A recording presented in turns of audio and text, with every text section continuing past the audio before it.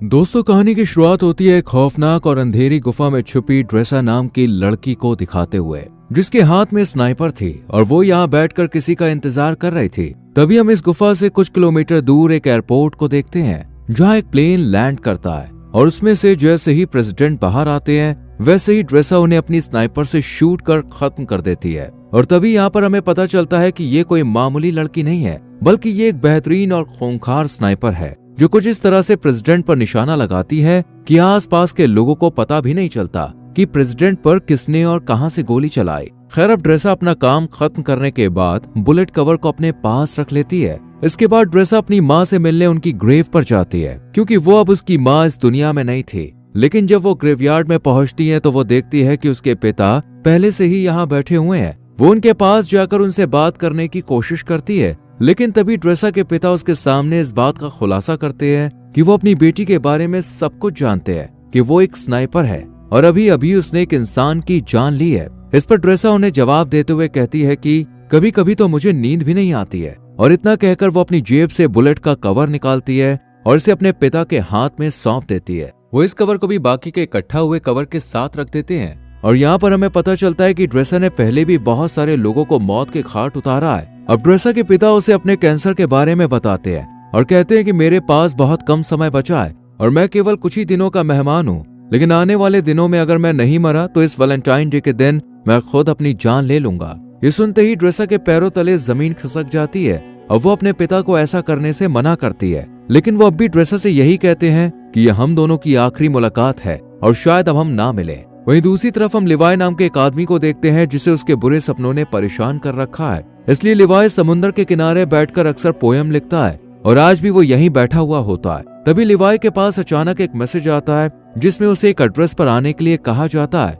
Levi message पढ़ते ही तुरंत अपनी गाड़ी यहाँ से लेकर निकल जाता है और उस एड्रेस पर पहुंच जाता है। वो जैसे ही घर के अंदर एंटर करता है तो यहाँ उसकी मुलाकात एक लेडी से होती है, जिसका नाम होता है बार्थोलोम्यू। और इन दोनों की बातों से हमें पता चलता है कि लिवाई पहले मिलिट्री में एक स्नाइपर हुआ करता था, लेकिन अब उसने इस काम से रिटायरमेंट ले ली है और अपना ज्यादातर समय घर पर ही बिताता है। यहाँ बार्थो लिवाई से बात करती है और उसे एक नया मिशन सौंपते हुए कहती है कि मैं तुम्हें किसी दूसरी जगह भेजना चाहती हूँ, क्योंकि तुम एक बहुत अच्छे स्नाइपर हो, इसलिए ये काम सिर्फ तुम ही कर सकते हो। साथ ही वो लिवाई से ये भी पूछती है कि क्या तुम्हारी फैमिली में कोई ऐसा है जो तुम्हारे जाने के बाद तुम्हें मिस करे, क्योंकि हो सकता है कि तुम वहां जाने के बाद उन्हें कभी ना मिल पाओ। ये सुनकर लिवाई थोड़ा सोच में पड़ जाता है और बार्थो से कहता है कि मेरी फैमिली में ऐसा कोई नहीं है और मैं अकेला रहता हूँ। इसके बाद बार्थो से मिशन की सारी जानकारी बाद में देने का कहती है। इसके बाद लिवाई को बेहोश कर दिया जाता है और जब उसकी आंख खुलती है तो वो अपने आप को एक प्लेन में पाता है। लेकिन लिवाई को अब तक ये नहीं पता था कि उसे मिशन के लिए कौन से देश ले जाया जा रहा है। इसलिए वो प्लेन में मौजूद स्टाफ से जब ये बात पूछने की कोशिश करता है तब सभी उसकी बात को इग्नोर कर देते हैं। पर एक पायलट आकर लिवाई को बताती है कि तुम्हारी डेस्टिनेशन आ चुकी है और अब वो उसे यही लैंड कराने वाले हैं। साथ ही वो लिवाई से ये भी कहती है कि तुम्हें अपनी मंजिल तक पहुंचने के लिए यहाँ से कम 32 किलोमीटर पैदल चलकर जाना होगा, तभी तुम उस जगह पर पहुंच पाओगे जहाँ से तुम्हें इस मिशन को अंजाम देना है। इतना कहने के बाद वो लिवाई को एक पैराशूट देती है, जिसे पहनकर वो प्लेन से नीचे बर्फ पर कूद जाता है और फिर धीरे धीरे आगे बढ़ने लगता है। लिवाई को पैदल चलते चलते अब 2 दिन बीत जाते हैं और 2 दिन बाद आखिरकार वो अपनी मंजिल तक पहुंची जाता है, जहाँ सबसे पहले उसकी मुलाकात जेडी नाम के एक आदमी से होती है, जो उसे एक वॉच टावर की तरफ ले जाता है और उसे बताता है कि अगले 1 साल तक तुम यहीं पर काम करोगे। मैंने भी यहाँ पर 1 साल तक काम किया है, लेकिन अब मेरा टाइम पूरा हो चुका है, इसलिए अब तुम्हें ये काम सौंपा गया है। हालांकि लिवाई को अब भी समझ नहीं आ रहा था कि आखिर उसे क्या काम करना है। यही सवाल जब वो जेडी से पूछता है तब वो उसे बताता है कि यहाँ एक बहुत ही गहरी खाई है, जिसे जॉर्ज नाम दिया गया है। बस लिवाई को इसी की पहरेदारी करनी है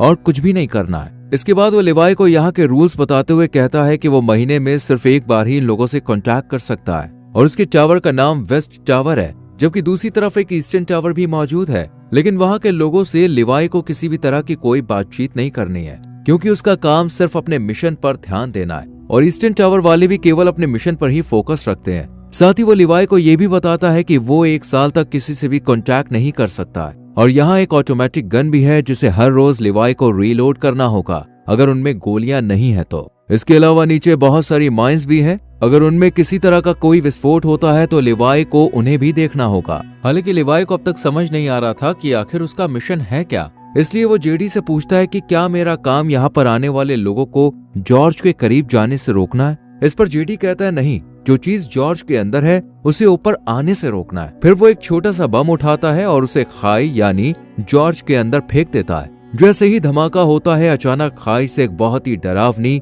और अजीब सी आवाज सुनाई देती है जो किसी मॉन्स्टर की तरह लग रही थी। और यहाँ पर हमें इस खाई की असलियत का पता चलता है कि इसके अंदर कोई छोटी मोटी या मामूली चीज नहीं है, बल्कि कुछ बेहद ही खौफनाक छुपा हुआ है। इसके बाद जेडी लिवाई से कहता है कि जो चीजें जॉर्ज के अंदर छुपी हुई हैं, उन्हें हैलोवीन कहा जाता है और तुम्हें उन्हें ऊपर आने से किसी भी हाल में रोकना होगा। ऐसा कहा जाता है कि साल 1940 में सेना की 3 बटालियन इन्हीं हैलोवीन को रोकने के लिए नीचे गई थी, लेकिन वो भी कभी वापस नहीं आई। साथ ही वो लिवाई को एक स्ट्रे डॉग अलार्म के बारे में बताता है। जिस दिन वो अलार्म बजना शुरू हो जाए, उस दिन तुम बिना कुछ सोचे समझे बस यहाँ से अपनी जान बचाकर भाग जाना। हालांकि मुझे भी नहीं पता कि ऐसा क्यों बोला गया है, लेकिन मुझे जो पता है बस वो मैं तुम्हें बता रहा हूँ। इतने में इन दोनों की नजर सामने वाले टावर पर पड़ती है, जहां अब किसी नए अफसर को अपॉइंट किया गया था, क्योंकि पुराने अफसर को 1 साल पूरा हो चुका था।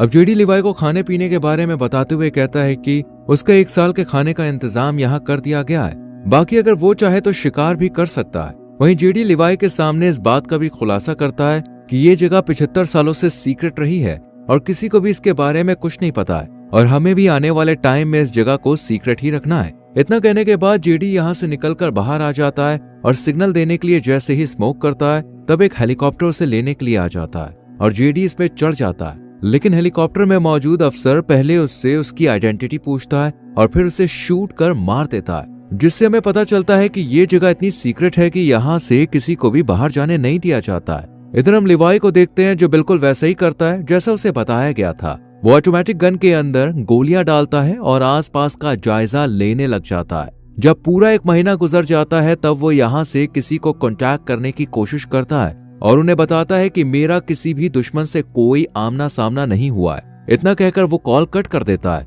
क्योंकि उसे बस इतनी ही बातें करने की इजाजत दी गई थी और ये मैसेज उसे हर महीने में केवल 1 बार ही भेजना है। इसके बाद वो अलमारी में रखी किताबें पढ़ने लगता है कि तभी उसकी नजर दीवार पर लिखे हुए कुछ मैसेज पर पड़ती है, जो यहाँ रहने वाले इंसानों ने अपने अपने एक्सपीरियंस के हिसाब से लिखे थे। इन्हें पढ़ने के बाद लिवाई बाहर आ जाता है और एक टेलीस्कोप की मदद से दूसरे टावर को देखने की कोशिश करता है, जहाँ उसे एक लड़की बैठी हुई दिखाई देती है, जो कि कोई और नहीं बल्कि ड्रेसा ही थी। ड्रेसा की खूबसूरती देखकर लिवाई उसे देखता ही रह जाता है, लेकिन बात करने की कोशिश नहीं करता, क्योंकि उसे दूसरे वॉच टावर से कांटेक्ट करने के लिए मना किया गया था। इसी तरह लिवाई को यहाँ 2 से 3 महीने बीत जाते हैं और अब ड्रेसा भी उसके बारे में जान चुकी थी। इसलिए एक दिन जब उसका बर्थडे होता है, तब वो लिवाई से बात करने का फैसला करती है और एक पेपर पर लिखकर लिवाई से उसका नाम पूछती है। ये देखने के बाद वो भी एक बोर्ड उठाता है और उसके जरिए ड्रेसा को बातचीत करने से मना करता है, लेकिन ड्रेसा फिर भी उसे अपना नाम बता देती है, जिसके बाद लिवाई भी ज्यादा ना सोचते हुए अपना नाम लिख देता है और इस तरह दोनों में दोस्ती हो जाती है। एक दिन जब लिवाई को पता चलता है कि ड्रेसा एक स्नाइपर है, तो वो उसका टेस्ट लेने के लिए उसके सामान पर निशाना लगाता है, जिसके बाद ड्रेसा भी अपने आप को प्रूव करने के लिए स्नाइपर उठाती है और उसके वॉच टावर पर निशाना लगाती है। लेकिन तभी उसकी नजर कुछ मॉन्स्टर पर पड़ती है, जो कि खाई में से बाहर आ रहे थे। वो जल्दी से लिवाई को इशारा करके ये बात बताने की कोशिश करती है, जिसके बाद वो उन मॉन्स्टर पर ताबड़तोड़ फायरिंग शुरू कर देता है, लेकिन उनकी तादाद बहुत ज्यादा थी, इसलिए ड्रेसा भी लिवाई की मदद करती है और अपने वॉच टावर से ही उन मॉन्स्टर का खात्मा कर देती है। पर इसी दौरान एक मॉन्स्टर उसके पास पहुंच जाता है, जो देखने में आधा इंसान और आधा जानवर जैसा था। ड्रेसा जब उसे देखती है तो वो अपनी जान बचाने के लिए उस पर गोली चलाने की कोशिश करती है, लेकिन कोई फायदा नहीं होता और वो मॉन्स्टर लगातार ड्रेसा की तरफ बढ़ता रहता है। लेकिन सही वक्त पर लिवाई उसे शूट कर उसकी जान ले लेता है और ड्रेसा को बचा लेता है। इसके बाद अगले दिन लिवाई माइंस के अंदर जाता है, जहां अचानक खाई में से एक छोटा सा ड्रोन निकलता है और उड़कर यहाँ से चला जाता है। लेकिन उसके जाने से पहले लिवाई और ड्रेसा दोनों इसे देख लेते हैं, लेकिन इन्हें पता नहीं होता कि आखिर ये है क्या। इस तरह इन दोनों को यहाँ कुछ महीने और बीत जाते हैं और अब दिसंबर का महीना शुरू हो चुका था, जहाँ एक दिन अब लिवाई ड्रेसा से मिलने का फैसला करता है और वो अपने आरपीजी में जहाँ मिसाइल डाली जाती है उस जगह पर एक रस्सी को बांध देता है। उसे ऐसा करते हुए ड्रेसा भी देख लेती है, लेकिन उसे भी समझ नहीं आता कि आखिर लिवाई करना क्या चाहता है। इतने में लिवाई इस मिसाइल को दूसरी तरफ छोड़ देता है, जो कि एक रस्सी के सहारे बंधी हुई थी, और ये रस्सी ड्रेसा के पास पहुंच जाती है, जिसके बाद वो इसे एक पेड़ से बांध देती है और फिर लिवाई इसके सहारे यहाँ से दूसरे वॉच टावर तक पहुंच जाता है। इधर ड्रेसा जब उसे देखती है तो उसे बहुत ज्यादा खुशी होती है, पर वो लिवाई को गले लगाने से पहले उसे नहाने के लिए कहती है और खुद सीसीटीवी कैमरे की मदद से लिवाई को नहाता हुआ देखती है। इसके बाद ये दोनों एक दूसरे से बहुत सारी बातें करते हैं और इस दौरान ड्रेसा लिवाई से पूछती है कि तुमने सबसे लंबा शॉट कब मारा था। इस पर लिवाई बताता है कि मैंने 3240 मीटर दूर से एक आदमी को मार गिराया था और पहले मैं मरीन में काम किया करता था। इसके बाद वो ड्रेसा से पूछता है कि आखिर इस जगह में ऐसा क्या है जो इसे इतना सीक्रेट रखा गया है। तब ड्रेसा उसे ज्यादा ना सोचने और अपने काम से काम रखने के लिए कहती है। साथ ही उसे अपने पिता के बारे में भी बताती है जो शायद अब तक मर चुके होंगे। इसके बाद वो म्यूजिक प्ले करती है और लिवाई से डांस करने के लिए कहती है, जिसके बाद ये दोनों साथ में डांस करते हैं और एक दूसरे के करीब आकर यही सारी हदें पार कर देते हैं। इसी दौरान लिवाई ड्रेसा को अपनी कविताओं के बारे में बताने लगता है और उससे कहता है कि मैंने तुम्हारे लिए भी एक पोएम लिखी है। इतना सुनते ही ड्रेसा उसे पोएम सुनाने के लिए कहती है, लेकिन लिवाई उसे ये कहकर मना कर देता है कि जब हम दोनों यहाँ से निकल जाएंगे तब मैं तुम्हें वो पोएम दे दूंगा। अब सुबह होते ही लिवाई यहाँ से जाने का फैसला करता है, लेकिन जैसे ही वो बीच रास्ते में पहुंचता है तो देखता है कि मॉन्स्टर उसके वॉच टावर पर चढ़ रहे हैं। पर टावर पर लगी माइन से जब वो टकराते हैं तो एक बहुत बड़ा धमाका होता है जिसमें लिवाई की रस्सी जल जाती है और वो इस खाई में गिर जाता है। इधर ड्रेसा भी ये सब देख रही होती है, इसलिए वो लिवाई को बचाने के लिए जल्दी से एक पैराशूट लेती है और बिना कुछ सोचे समझे खाई में कूद जाती है। जिसके बाद हम ड्रेसा को एक नदी में बहते हुए देखते हैं जो कि इसी खाई के अंदर मौजूद थी। वो किसी तरह अपने आप को बचाकर किनारे तक ले आती है। वहीं हम लिवाई को एक पेड़ से लटका हुआ देखते हैं जहां अचानक एक बड़ा सा केकड़ा आकर उस पर हमला कर देता है, जिस वजह से लिवाई पेड़ से नीचे गिर जाता है और यहाँ उसे पेड़ की जड़ें पूरी तरह से जकड़ लेती है। इससे पहले कि वो लिवाई को नुकसान पहुंचा पाती, यहाँ ड्रेसा आकर उसे बचा लेती है और ये दोनों इस जगह को देखने लगते हैं कि तभी यहाँ कुछ हॉलोमैन घोड़े पर सवार होकर आते हैं और इन पर हमला कर देते हैं। लेकिन लिवाई और ड्रेसा इनसे डरने के बजाय इनका डट कर मुकाबला करते हैं और 2 हॉलोमैन को मार गिराते हैं, लेकिन एक वहां से भाग जाता है। इधर लिवाई ने जिस हॉलोमैन को मारा था वो अब उसे चेक करने के लिए उसके पास आता है तो देखता है कि इसने वर्दी पहनी हुई है। वर्दी को देखते ही लिवाई को जेडी की बताई हुई बात याद आ जाती है कि आज से सालों पहले 3 बटालियन सेना इस खाई के अंदर गिर गई थी जो कभी वापस नहीं आई, लेकिन ये अब तक जिंदा कैसे है, यही सवाल लिवाई को सोचने पर मजबूर कर देता है। खैर अब ये दोनों आगे बढ़ते हैं और एक ऐसी जगह पर पहुंच जाते हैं जहां इंसानों के अंदर से पेड़ बाहर निकल रहे थे। इन्हें देखकर ऐसा लगता है जैसे यहाँ किसी वायरस ने अपना आतंक फैलाया हो। अभी लिवाई और ड्रेसा इस खौफनाक मंजर को देख ही रहे थे कि इतने में ही कुछ हॉलोमैन इनकी तरफ आने लगते हैं, जिनसे बचने के लिए ये दोनों एक चर्च में पहुंच जाते हैं। लेकिन चर्च का नजारा बेहद ही डरावना था क्योंकि यहाँ कई लोगों की डेड बॉडी पड़ी हुई थी जिन्होंने वायरस के कहर से बचने के लिए खुद ही अपनी जान ले ली थी। तभी ड्रेसा के ऊपर एक मकड़ी अटैक कर देती है जो कि देखने में काफी बड़ी थी, मानो उसके ऊपर भी जैसे वायरस का असर हो गया था। और वो जैसे ही इन पर हमला करती है ये दोनों मिलकर इसे शूट कर यहीं खत्म कर देते हैं। लेकिन तभी दरवाजा तोड़कर कुछ हॉलोमैन यहाँ आ जाते हैं, जिन्हें देखते ही लिवाई और ड्रेसा जल्दी से चर्च में भाग निकलते हैं और पहाड़ों के बीच बनी एक सुरंग में पहुंच जाते हैं। और दरवाजे को आगे बंद करके जब इस सुरंग को अंदर से देखते हैं तो इन्हें एक तरह की लैब दिखाई देती है जहां पहले कभी एक्सपेरिमेंट किए गए थे। यहाँ इन्हें एक बैकअप जनरेटर भी मिलता है जिसे ये लोग स्टार्ट कर देते हैं और फिर लिवाई को यहाँ एक डीवीडी प्लेयर भी मिलता है। डीवीडी की इस कैसेट को जब ये दोनों प्ले करते हैं तो स्क्रीन पर एक लेडी दिखाई देती है जो इस जगह को लेकर अपने सीक्रेट मिशन के बारे में बताती है। साथ ही वो आगे ये भी कहती है कि हम यहाँ एक केमिकल मिसाइल बना रहे थे जिसमें बहुत सारे लोग मिलकर काम कर रहे थे, लेकिन एक दिन जब इस जगह पर भूकंप आया तो भूकंप की वजह से जो मिसाइल हमने तैयार की थी वो लीक होनी शुरू हो गई और इस तरह ये केमिकल आसपास फैल गया, जिसकी वजह से कई लोग इन्फेक्टेड हो गए और मैं भी इन्फेक्टेड हूँ। हालांकि उन्होंने ये बात मिलिट्री को भी बताई थी और कहा था कि इस जगह के ऊपर बमबारी करके इसे डिस्ट्रॉय कर दिया जाए ताकि ये केमिकल बाहर कहीं ना फैल सके, लेकिन मिलिट्री ने इनकी बात पर गौर नहीं किया। इस लेडी की बातें सुनने के बाद अब लिवाई और ड्रेसा को सब कुछ समझ में आ जाता है, इसलिए ये सुरंग को और करीब से जानने की कोशिश करते हैं और तब इन्हें यहाँ एक नए जमाने का कंप्यूटर मिलता है जो कि काफी अजीब बात थी। इसलिए ये इस कंप्यूटर को ऑन करने का फैसला करते हैं और इसमें मौजूद इन्फॉर्मेशन को देखकर एकदम हैरान रह जाते हैं क्योंकि इसमें एक डार्क लैब नाम की कंपनी के बारे में पता चलता है जो कि पैरामिलिट्री बनाने का काम करती है। वो यहाँ से इन्फेक्टेड लोगों के सैंपल ले जाती है और उनसे अपने सोल्जर को सुपर सोल्जर बनाने का काम करती है। इसलिए कोई भी देश इस जगह को पूरी तरह से मिटाना नहीं चाहता है। साथ ही लिवाई को यह भी पता चलता है कि ये जो खाई है ये 4.2 किलोमीटर लंबी है। इसके बाद ये दोनों जैसे ही यहाँ से बाहर निकलते हैं अचानक एक हॉलो मैन इनके ऊपर हमला कर देता है और ड्रेसा को रस्सी से बांधकर खींचते हुए अपने साथ ले जाता है। हालांकि वो रस्सी को काटने की कोशिश करती है लेकिन कोई फायदा नहीं होता। इधर लिवाई भी उसे ढूंढने के लिए इधर उधर भटकता रहता है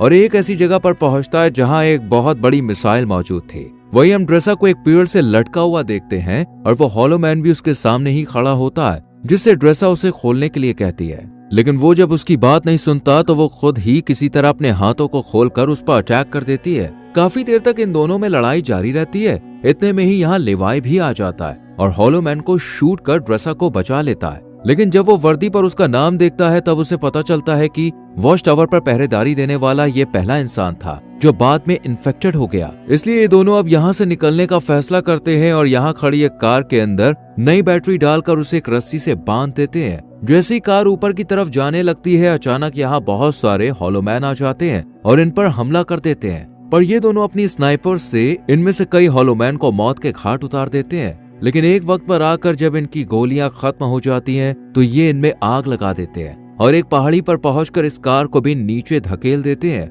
और फिर ये किसी तरह ईस्टर्न टावर तक पहुंच जाते हैं। लेकिन इन्हें इस बात का डर होता है कि इनमें से कोई इन्फेक्टेड ना हो गया, इसलिए लिवाई अगले दिन रस्सी की मदद से अपने वॉच टावर पर पहुंच जाता है, जहां बार्थोस से कांटेक्ट कर पूछती है कि क्या तुम जॉर्ज के अंदर गए थे। इस पर लिवाई मना कर देता है। ये सुनकर बार्थोस से कहती है कि हो सकता है कि दूसरे टावर का कोई अफसर जॉर्ज में गया हो, क्योंकि किसी ने हमारे कंप्यूटर को स्टार्ट किया है, इसलिए अब तुम्हें उसे मारना होगा। हालांकि बार्थो ने पहले ही सीसीटीवी फुटेज में देख लिया था कि ये दोनों जॉर्ज में गए थे, लेकिन वो लिवाई के सामने इस बात का इजहार नहीं करती है, बल्कि खुद ही अगले दिन यहाँ आ जाती है।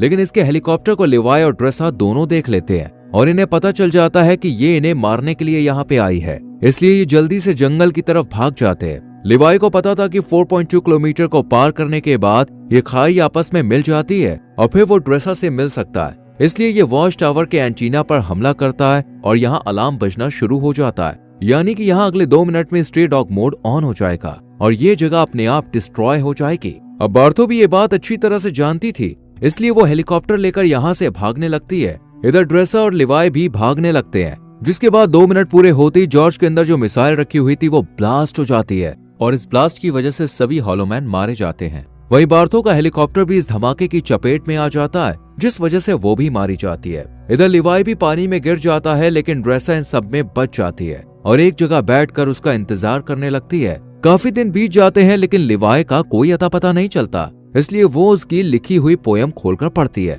और फिर अपनी नई जिंदगी की शुरुआत करती है और एक रेस्टोरेंट में काम करने लगती है। लेकिन तभी अचानक एक दिन वहाँ लिवाई आ जाता है, जिसे देखकर ड्रेसा बहुत खुश होती है और फिर ये दोनों एक दूसरे को किस करते हैं और इसी के साथ ये कहानी यहीं खत्म हो जाती है। कल्पना करो तुम एक समुद्री चोर यानी पायरेट हो और तुम्हारे हाथ सोने से भरा एक बहुत बड़ा जहाज लग जाए, जिससे तुम एक साम्राज्य बनाकर उस पर राज कर सको। कहानी की शुरुआत एक शक्तिशाली साम्राज्य से होती है जो हाल ही में एक बड़े युद्ध में पराजित हो चुका है। दुश्मनों से बचाने के लिए राजा अपने खजाने को एक विशाल समुद्री जहाज में लदवाकर किसी सुरक्षित स्थान पर छिपाने के लिए भेजता है। उन्हें डर है कि अगर ये सोना हाथ से गया तो उनका साम्राज्य पूरी तरह से बर्बाद हो जाएगा। कुछ समय बाद हमें समुद्र में एक और जहाज देखने को मिलता है, जिसमें कई कैदी सवार होते हैं। इनकी हालत बहुत खराब होती है क्योंकि इन्हें समुद्र के बीच में छोड़ दिया गया है ताकि ये भूख प्यास से तड़प कर दम तोड़ दें। धीरे धीरे सभी ने अपने जीवन की आशा भी छोड़ दी है, लेकिन तभी अचानक एक विशाल समुद्री जहाज वहाँ आ जाता है। इस जहाज की कप्तान एक निडर और समझदार लड़की होती है। जब वह इन कैदियों को इस हालत में देखती है तो उसे उन पर दया आ जाती है। उनकी हालत देखकर वह फैसला करती है कि उन्हें मरने के लिए छोड़ना सही नहीं होगा, इसीलिए वह अपने जहाज के दल को आदेश देती है कि उन सभी को बचाकर उनके जहाज पर ले आया जाए। अब इन सभी को इस जहाज पर आए हुए 3 महीने बीत चुके थे। पहले जो कैदी थे अब वो इस जहाज के माहौल में घुलने लगे थे, लेकिन एक दिन ये सब मिलकर जहाज के कप्तान के पास जाते हैं और एक चौंकाने वाला खुलासा करते हैं। ये सभी पहले समुद्री लुटेरे थे यानी पायरेट। ये सुनकर कप्तान थोड़ा मुस्कुराती है और कहती है कि हम सिर्फ जापानी जहाजों को निशाना बनाते हैं। कैदियों के सरदार को यह सुनकर थोड़ा अजीब लगता है। वह जवाब देता है, यही तो तुम्हारी सबसे बड़ी गलती है। असली पायरेट किसी एक को नहीं बल्कि हर जहाज को लूटते हैं। तभी इनकी नजर समुद्र में एक जहाज पर पड़ती है। वो एक जापानी जहाज होता है। इसे देखकर सभी लुटेरे जोश में आ जाते हैं। तलवार गर्व से कहता है, मैं बेहतरीन तलवारबाज हूँ, इस जहाज को लूटने में जाऊंगा। कप्तान उसकी बात सुनती है और खुद भी इस मिशन में शामिल होने का फैसला करती है। दोनों अपने हथियार उठाते हैं और जापानी जहाज की ओर बढ़ जाते हैं। जैसे वे जहाज पर चढ़ते हैं वहाँ मौजूद जापानी सैनिकों से इनकी भिड़ंत हो जाती है। दोनों ही शानदार तलवारबाज होते हैं, इसीलिए दुश्मनों पर भारी पड़ते हैं। धीरे धीरे पूरा जहाज इनके कब्जे में आ जाता है, लेकिन तभी कप्तान का एक आदमी अंदर से भागता हुआ आता है और चौंकाने वाली खबर देता है। इस जहाज में ना तो कोई खजाना है, ना ही खाने पीने का कोई सामान। यह सुनते ही सभी लुटेरे निराश हो जाते हैं। जिस जहाज को देखकर वो इतनी उम्मीद लगा चुके थे उसमें कुछ भी नहीं निकला। शिप की कप्तान गंभीर आवाज में पूछती है, तुम इतना बड़ा जहाज लेकर इतने सारे लोगों के साथ बिना खाने पीने के समुद्र में क्या कर रहे थे? इस पर जहाज में मौजूद एक बच्चा कांपते हुए आगे आता है और बताता है, हम खजाने की तलाश में निकले थे लेकिन रास्ता भटक गए और अब हम महीनों से समुद्र में भटक रहे हैं और हमारा सारा राशन खत्म हो चुका है। खजाने की बात सुनते ही कप्तान और लुटेरों के सरदार की आंखों में लालच झलकने लगता है। दोनों एक दूसरे की ओर देखते हैं और मुस्कुराते हैं। अब उनका मकसद साफ हो चुका था, उन्हें ये खजाना चाहिए। कप्तान आदेश देती है कि जहाज के लोगों से खजाने का नक्शा लिया जाए। नक्शा हाथ में आते ही वे लोग बिना समय गवाए अपने जहाज पर लौट जाते हैं। लुटेरों का सरदार नक्शे को देखते हुए कहता है, अगर ये खजाना हमें मिल गया तो हम दुनिया के सबसे अमीर लुटेरे बन जाएंगे। कप्तान भी जोश में कहती है, हमें किसी भी हालत में इसे ढूंढना होगा। इसके बाद पूरा दल नक्शे को फॉलो करता है और कुछ ही समय बाद वे समुद्र के किनारे पहुंच जाते हैं। सामने एक रहस्यमयी आइलैंड नजर आता है जो घने जंगलों और पहाड़ियों से घिरा हुआ था। जैसे ही वे वहां पहुंचते हैं चारों ओर हरियाली देखकर सब हैरान रह जाते हैं। लेकिन तभी लुटेरों के सरदार की नजर एक विशाल जंगली बैल पर पड़ती है। सभी भूख से परेशान थे, इसलिए वे फैसला करता है कि इस बैल का शिकार किया जाएगा। अपनी बहादुरी दिखाने के लिए वह अकेला ही बैल को मारने के इरादे से आगे बढ़ता है। लेकिन जैसे ही वह एक सकरी सुरंग में घुसता है अचानक और जंगली बैल पीछे से आ जाते हैं। वे उसे अपने सींगों पर उठाकर ऊंची पहाड़ी के चट्टान से नीचे फेंक देते हैं। ये सब देखकर बाकी लुटेरे दहशत में आ जाते हैं। उन्हें लगता है कि उनका सरदार अब इस दुनिया में नहीं रहा। लुटेरों का सरदार मौत के मुंह में जाने ही वाला था, लेकिन किस्मत उसके साथ थी। गिरते वक्त उसका हाथ एक पेड़ की मोटी डाल पर लग जाता है जिससे वह लटक जाता है। बड़ी मुश्किल से खुद को संभालते हुए वह ऊपर चढ़ने की कोशिश करता है। तभी उसकी नजर एक अजीब चीज पर पड़ती है। जमीन में आधा गड़ा हुआ एक चमकता हुआ हाथी का दांत। उसे कुछ समझ नहीं आता, लेकिन यह सोचकर कि शायद ये किसी काम आ सकता है वह उसे निकाल लेता है और किसी तरह पहाड़ी के ऊपर वापस आ जाता है। जब वह शिप की कैप्टन के सामने हाथी दांत रखता है तो उसकी नजर इस पर उकेरे गए अजीबो गरीब निशानों पर पड़ती है। वह गौर से देखती है और अचानक चौंक जाती है। ये वही निशान थे जो नक्शे के आगे हिस्से में होने चाहिए थे। वह मुस्कुराती है और कहती है, अब हमें पता चल गया है कि आगे का रास्ता क्या है। इसके बाद वो पूरे दल को इकट्ठा करके ऐलान करती है, मैं इस जहाज की कैप्टन हूँ और मैं खजाने की खोज के लिए जा रही हूँ। जो मेरे साथ आना चाहता है वो आ सकता है। लुटेरों का सरदार यह सब देखकर गुस्से में आ जाता है। वह नहीं चाहता है कि उसके आदमी कप्तान का साथ दे, लेकिन अब हालात बदल चुके थे। उसके सभी साथी अब कैप्टन पर भरोसा करने लगे थे, इसीलिए वे बिना सोचे समझे उसकी बात मानते हैं और नाव में बैठकर आइलैंड से रवाना हो जाते हैं। कुछ ही देर में पूरा दल वहाँ से निकल जाता है और लुटेरों का सरदार अकेला रह जाता है। कप्तान जहाज पर पहुंचने के बाद भी उसका इंतजार करती है, लेकिन वह पूरी रात नहीं आता।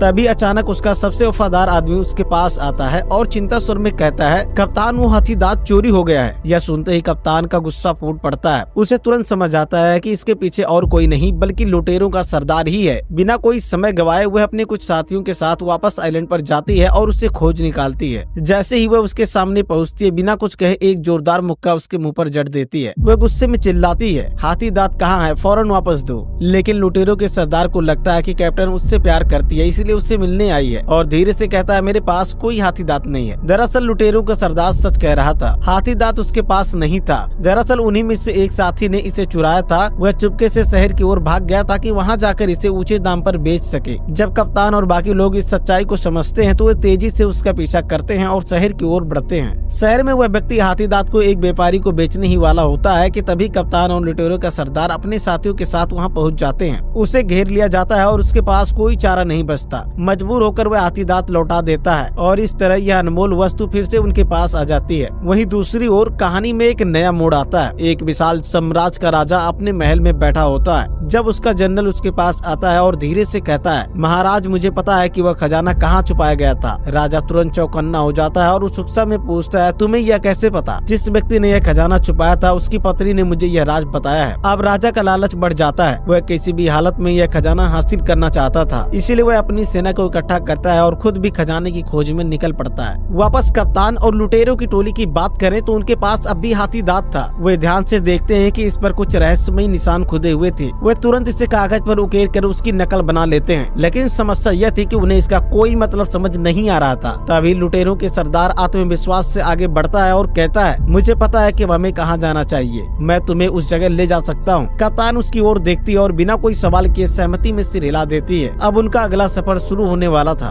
वे सभी तुरंत अपने जहाज पर सवार होते हैं और समुद्र की गहराइयों में छिपे रहस्य की ओर बढ़ जाते हैं, लेकिन उन्हें अंदाजा भी नहीं था कि यह सफर उन्हें कहां ले जाएगा और उनके रास्ते में कितने खतरनाक दुश्मन पहले से उनकी प्रतीक्षा कर रहे थे। अब जब सभी समुद्र के बीचों बीच पहुंच चुके थे तो लुटेरों का सरदार एक रहस्यमयी मुस्कान के साथ कहता है, आगे का रास्ता में पानी के अंदर से तय करना होगा, जहाँ पर एक नदी समंदर के नीचे बहती है। यह सुनते ही कुछ लोगों के चेहरे पर चिंता की लकीरें उभर आती हैं। तभी कैप्टन कहती है, दिक्कत यह है कि हमें नहीं पता कि वह नदी कितनी लंबी है, इसीलिए हमारी जान भी जा सकती है। इसी वजह से वह सुअर के थैले से ऑक्सीजन मास्क बनाकर सबको दे देती है। जब सभी लोग नदी के पास पहुँचते तो उनकी नाव डूब न जाए, इसलिए वह पानी में सबको कूदने के लिए कहती है। कप्तान बिना किसी झिझक के गहरे समंदर में कूद जाती है। उसे देखते ही बाकी सभी लोग उसका अनुसरण करते हैं और पानी में छलांग लगा देते हैं। नीचे समंदर की गहराइयों में एक अंधेरी सुरंग थी। वे सभी एक एक करके उसमें प्रवेश करते हैं और आगे बढ़ते जाते हैं। कुछ ही देर बाद वे खुद को एक रहस्यमयी जगह पाते हैं। यह बहुत पुरानी गुफा होती है जहाँ पर आगे कोई रास्ता नहीं दिख रहा था। सब लोग परेशान हो जाते हैं और कैप्टन से आगे का रास्ता पूछते हैं। यह सुनकर कप्तान की टीम का एक सदस्य नाराज हो जाता है। उसे यह बिल्कुल पसंद नहीं आता कि कोई उसकी कैप्टन का मजाक उड़ाए। बिना कोई चेतावनी दिए वह लुटेरों के सरदार पर हमला कर देता है, लेकिन सरदार कोई साधारण योद्धा नहीं था। वह तुरंत पलटवार करता है और उस आदमी को पकड़कर जोर से पास के बड़े पत्थर पर पटक देता है। पत्थर टूटते ही उन्हें आगे का रास्ता मिल जाता है जो उससे ढका हुआ था,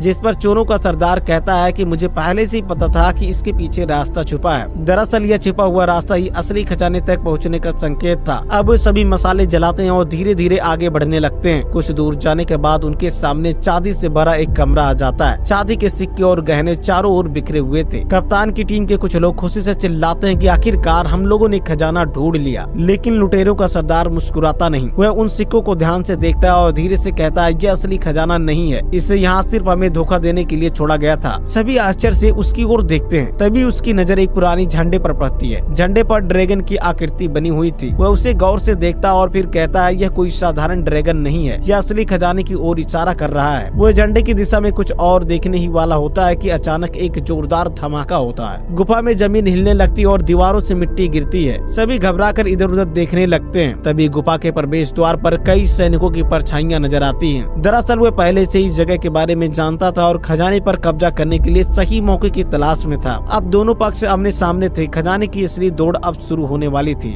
राजा का जनरल जैसे ही लुटेरों के सरदार को देखता है, उसकी आंखों में गुस्से की लपटें जल उठती हैं। ये दोनों सिर्फ आम दुश्मन नहीं थे, बल्कि पुरानी दुश्मनी के आग में झुलसे हुए थे। बिना एक भी शब्द कहे दोनों एक दूसरे पर टूट पड़ते हैं। गुफा में तलवारों की टकराहट गूंज उठती है। जनरल और लुटेरों का सरदार एक दूसरे से जबरदस्त तरीके से भिड़ते हैं। हर वार के साथ उनकी नफरत और ज्यादा बढ़ जाती है। अचानक लुटेरों का सरदार चांदी से भरे एक भारी संदूक को रस्सी से अपनी कमर पर बांध लेता है और बिना सोचे समझे समुद्र में छलांग लगा देता है। जैसे ही वह पानी में समाता है, चांदी का वजन उसे समंदर की गहराइयों में खींचने लगता है। वह सांस लेने के लिए संघर्ष करता है, लेकिन तभी शिप की कैप्टन वहाँ पहुँच जाती है। वह बिना वक्त गवाए उसे बचाने की कोशिश करती है। कप्तान बड़ी मुश्किल से उसकी रस्सियां खोल देती है, लेकिन अब वह खुद भी डूबने लगती है। चारों तरफ सिर्फ पानी ही पानी था और सांस लेना मुश्किल हो रहा था। तभी अचानक पानी के नीचे एक विशाल काय परछाई नजर आती है। एक विशाल व्हेल उनके पीछे आ चुकी थी। देखते ही देखते वह अपना जबड़ा खोलती है और दोनों को एक ही झटके में निगल जाती है। इसके बाद वह उन्हें समुद्र में लेकर जाने लगती है। जहाज की रस्सी भी व्हेल अपने मुंह में जकड़ लेती है, जिससे जहाज पूरा पलटने वाला था। तभी रस्सी टूट जाती है और सभी लोगों को लगता है कि दोनों कैप्टन मारे गए। तभी अचानक एक जोरदार धमाका होता है और अगले ही पल व्हेल के पेट में एक तेज विस्फोट होता है। उसका पेट फट जाता है और शिप की कैप्टन और लुटेरों का सरदार अपने जहाज पर आकर गिरते हैं। उस झंडे पर एक रहस्यमय ड्रैगन बना हुआ था। वह उसे गौर से देखता है और मुस्कुराता है, क्योंकि वह समझ जाता है कि यहाँ असली खजाने तक पहुँचने का रास्ता है। अब दोनों पक्षों की नजरें एक ही लक्ष्य पर थी।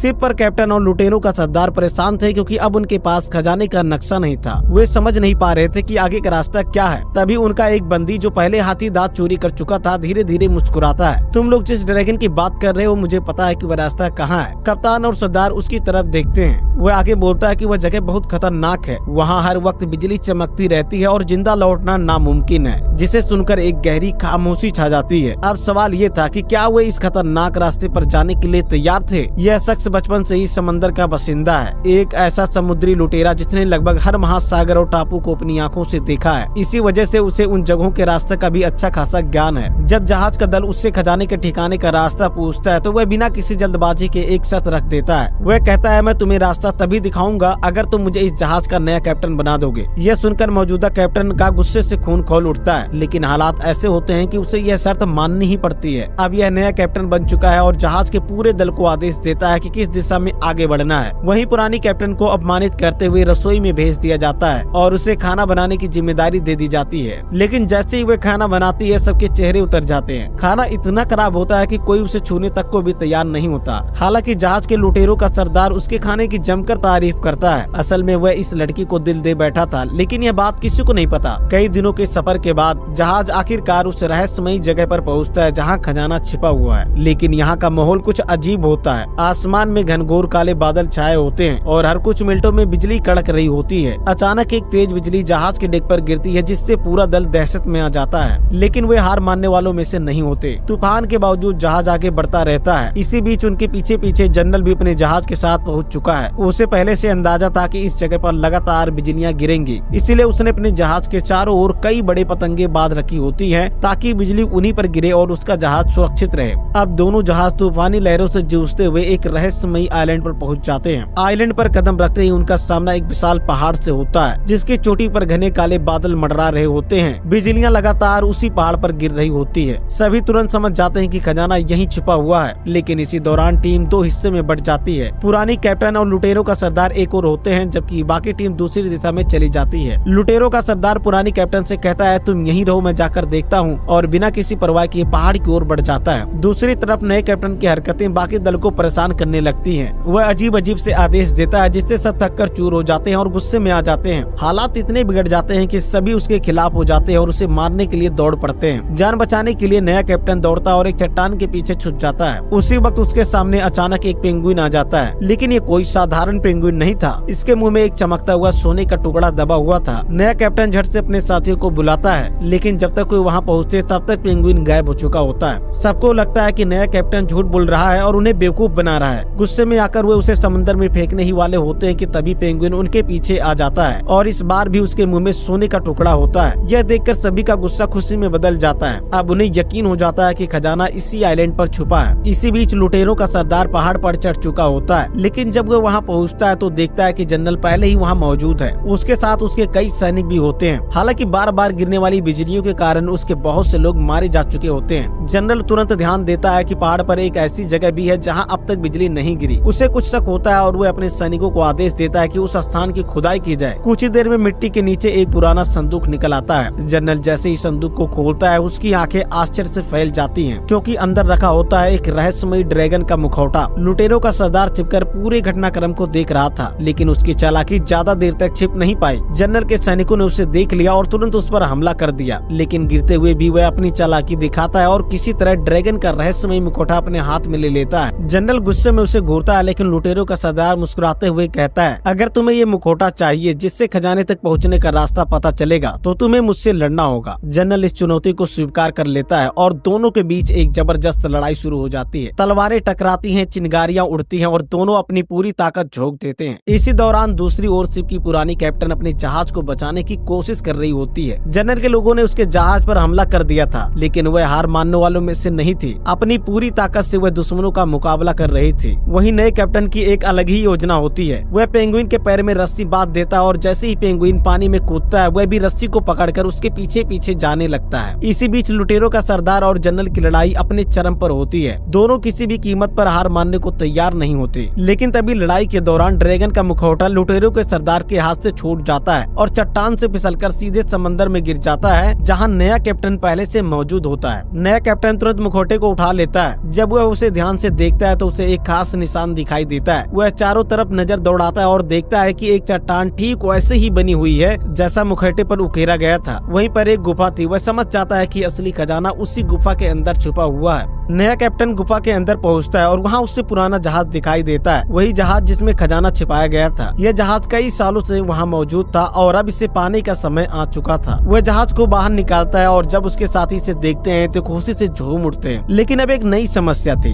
उनका पुराना जहाज बुरी तरह से तबाह हो चुका था। अब उनके पास सिर्फ एक ही रास्ता था, खजाने से भरे नए जहाज को अपना बनाना। तभी समुद्र के नीचे एक हलचल होती है और हम देखते हैं कि बहुत ही भयानक तरीके से समुद्र के नीचे से एक लावा उभरने लगता है, जिसमें एक बेहद खतरनाक भौर बनता है। उनका जहाज उसमें समाने वाला था, लेकिन कैप्टन बहुत ही बहादुरी से सबको बचा लेती है। ऊपर पहाड़ पर लड़ाई अब अपने अंतिम मोड़ पर थी। लुटेरों का सरदार और जनरल एक दूसरे की जान लेने को उतारू थे, लेकिन तभी लुटेरों का सरदार अपनी तलवार को हवा में उछाल देता है। उसी वक्त बिजली कड़कती है और तलवार पर गिरती है। बिजली की ताकत से तलवार जल उठती है और तेजी से जनरल की ओर बढ़ती है। इससे पहले कि जनरल कुछ समझ पाता, तलवार सीधे उसके आर पार हो जाती है। जनरल की कहानी यहीं खत्म हो जाती है। उसके बाद लुटेरों का सरदार, पुरानी कैप्टन और बाकी सभी साथी इस नए जहाज पर चढ़ जाते हैं। अब वे केवल समुद्री लुटेरे नहीं रहे, अब वे सबसे अमीर लुटेरे बन चुके थे। आखिरी सीन में लुटेरों का सरदार और शिप की पुरानी कैप्टन एक दूसरे की तरफ देखते हैं। दोनों की निगाहों में कुछ अलग ही कहानी चल रही थी। ये वही दो लोग थे जो पहले एक दूसरे को चुनौती दे रहे थे, लेकिन अब वे एक दूसरे को पसंद करने लगे थे। वे दोनों मुस्कुराना करो तुम एक समुद्री चोर यानी पायरेट हो और तुम्हारे हाथ सोने से भरा एक बहुत बड़ा जहाज लग जाए, जिससे तुम एक साम्राज्य बनाकर उस पर राज कर सको। कहानी की शुरुआत एक शक्तिशाली साम्राज्य से होती है जो हाल ही में एक बड़े युद्ध में पराजित हो चुका है। दुश्मनों से बचाने के लिए राजा अपने खजाने को एक विशाल समुद्री जहाज में लदवाकर किसी सुरक्षित स्थान पर छिपाने के लिए भेजता है। उन्हें डर है कि अगर ये सोना हाथ से गया तो उनका साम्राज्य पूरी तरह से बर्बाद हो जाएगा। कुछ समय बाद हमें समुद्र में एक और जहाज देखने को मिलता है जिसमें कई कैदी सवार होते हैं। इनकी हालत बहुत खराब होती है क्योंकि इन्हें समुद्र के बीच में छोड़ दिया गया है ताकि ये भूख प्यास से तड़प कर दम तोड़ दें। धीरे धीरे सभी ने अपने जीवन की आशा भी छोड़ दी है, लेकिन तभी अचानक एक विशाल समुद्री जहाज वहाँ आ जाता है। इस जहाज की कप्तान एक निडर और समझदार लड़की होती है। जब वह इन कैदियों को इस हालत में देखती है तो उसे उन पर दया आ जाती है। उनकी हालत देखकर वह फैसला करती है कि उन्हें मरने के लिए छोड़ना सही नहीं होगा। इसीलिए वह अपने जहाज के दल को आदेश देती है कि उन सभी को बचाकर उनके जहाज पर ले आया जाए। अब इन सभी को इस जहाज पर आए हुए 3 महीने बीत चुके थे। पहले जो कैदी थे अब वो इस जहाज के माहौल में घुलने लगे थे, लेकिन एक दिन ये सब मिलकर जहाज के कप्तान के पास जाते हैं और एक चौंकाने वाला खुलासा करते हैं। ये सभी पहले समुद्री लुटेरे थे यानी पायरेट। ये सुनकर कप्तान थोड़ा मुस्कुराती है और कहती है कि हम सिर्फ जापानी जहाजों को निशाना बनाते हैं। कैदियों के सरदार को यह सुनकर थोड़ा अजीब लगता है। वह जवाब देता है, यही तो तुम्हारी सबसे बड़ी गलती है। असली पायरेट किसी एक को नहीं बल्कि हर जहाज को लूटते हैं। तभी इनकी नजर समुद्र में एक जहाज पर पड़ती है। वो एक जापानी जहाज होता है। इसे देखकर सभी लुटेरे जोश में आ जाते हैं। तलवार गर्व से कहता है, मैं बेहतरीन तलवारबाज हूँ, इस जहाज को लूटने में जाऊंगा। कप्तान उसकी बात सुनती है और खुद भी इस मिशन में शामिल होने का फैसला करती है। दोनों अपने हथियार उठाते हैं और जापानी जहाज की ओर बढ़ जाते हैं। जैसे वे जहाज पर चढ़ते हैं वहाँ मौजूद जापानी सैनिकों से इनकी भिड़ंत हो जाती है। दोनों ही शानदार तलवारबाज होते हैं, इसीलिए दुश्मनों पर भारी पड़ते हैं। धीरे धीरे पूरा जहाज इनके कब्जे में आ जाता है, लेकिन तभी कप्तान का एक आदमी अंदर से भागता हुआ आता है और चौंकाने वाली खबर देता है, इस जहाज में ना तो कोई खजाना है, ना ही खाने पीने का कोई सामान। यह सुनते ही सभी लुटेरे निराश हो जाते हैं। जिस जहाज को देखकर वो इतनी उम्मीद लगा चुके थे उसमें कुछ भी नहीं निकला। सिर्फ की कप्तान गंभीर आवाज में पूछती है, तुम इतना बड़ा जहाज लेकर इतने सारे लोगों के साथ बिना खाने पीने के समुद्र में क्या कर रहे थे? इस पर जहाज में मौजूद एक बच्चा कांपते हुए आगे आता है और बताता है, हम खजाने की तलाश में निकले थे लेकिन रास्ता भटक गए और अब हम महीनों से समुद्र में भटक रहे हैं और हमारा सारा राशन खत्म हो चुका है। खजाने की बात सुनते ही कप्तान और लुटेरों के सरदार की आंखों में लालच झलकने लगता है। दोनों एक दूसरे की ओर देखते हैं और मुस्कुराते हैं। अब उनका मकसद साफ हो चुका था, उन्हें ये खजाना चाहिए। कप्तान आदेश देती है कि जहाज के लोगों से खजाने का नक्शा लिया जाए। नक्शा हाथ में आते ही वे लोग बिना समय गवाए अपने जहाज पर लौट जाते हैं। लुटेरों का सरदार नक्शे को देखते हुए कहता है, अगर ये खजाना हमें मिल गया तो हम दुनिया के सबसे अमीर लुटेरे बन जाएंगे। कप्तान भी जोश में कहती है, हमें किसी भी हालत में इसे ढूंढना होगा। इसके बाद पूरा दल नक्शे को फॉलो करता है और कुछ ही समय बाद वे समुद्र के किनारे पहुंच जाते हैं। सामने एक रहस्यमयी आइलैंड नजर आता है जो घने जंगलों और पहाड़ियों से घिरा हुआ था। जैसे ही वे वहां पहुंचते हैं चारों ओर हरियाली देखकर सब हैरान रह जाते हैं, लेकिन तभी लुटेरों के सरदार की नजर एक विशाल जंगली बैल पर पड़ती है। सभी भूख से परेशान थे, इसलिए वह फैसला करता है कि इस बैल का शिकार किया जाएगा। अपनी बहादुरी दिखाने के लिए वह अकेला ही बैल को मारने के इरादे से आगे बढ़ता है, लेकिन जैसे ही वह एक सकरी सुरंग में घुसता है अचानक और जंगली बैल पीछे से आ जाते हैं। वे उसे अपने सींगों पर उठाकर ऊंची पहाड़ी के चट्टान से नीचे फेंक देते हैं। ये सब देखकर बाकी लुटेरे दहशत में आ जाते हैं। उन्हें लगता है कि उनका सरदार अब इस दुनिया में नहीं रहा। लुटेरों का सरदार मौत के मुंह में जाने ही वाला था, लेकिन किस्मत उसके साथ थी। गिरते वक्त उसका हाथ एक पेड़ की मोटी डाल पर लग जाता है जिससे वह लटक जाता है। बड़ी मुश्किल से खुद को संभालते हुए वह ऊपर चढ़ने की कोशिश करता है। तभी उसकी नजर एक अजीब चीज पर पड़ती है। जमीन में आधा गड़ा हुआ एक चमकता हुआ हाथी का दांत। उसे कुछ समझ नहीं आता, लेकिन यह सोचकर कि शायद ये किसी काम आ सकता है वह उसे निकाल लेता है और किसी तरह पहाड़ी के ऊपर वापस आ जाता है। जब वह शिप की कैप्टन के सामने हाथी दांत रखता है तो उसकी नजर इस पर उकेरे गए अजीबोगरीब निशानों पर पड़ती है। वह गौर से देखती है और अचानक चौंक जाती है। ये वही निशान थे जो नक्शे के आगे हिस्से में होने चाहिए थे। वह मुस्कुराती है और कहती है, अब हमें पता चल गया है कि आगे का रास्ता क्या है। इसके बाद वह पूरे दल को इकट्ठा करके ऐलान करती है, मैं इस जहाज की कैप्टन हूँ और मैं खजाने की खोज के लिए जा रही हूँ। जो मेरे साथ आना चाहता है वो आ सकता है। लुटेरों का सरदार यह सब देखकर गुस्से में आ जाता है। वह नहीं चाहता है कि उसके आदमी कप्तान का साथ दे, लेकिन अब हालात बदल चुके थे। उसके सभी साथी अब कैप्टन पर भरोसा करने लगे थे, इसीलिए वे बिना सोचे समझे उसकी बात मानते हैं और नाव में बैठकर आइलैंड से रवाना हो जाते हैं। कुछ ही देर में पूरा दल वहाँ से निकल जाता है और लुटेरों का सरदार अकेला रह जाता है।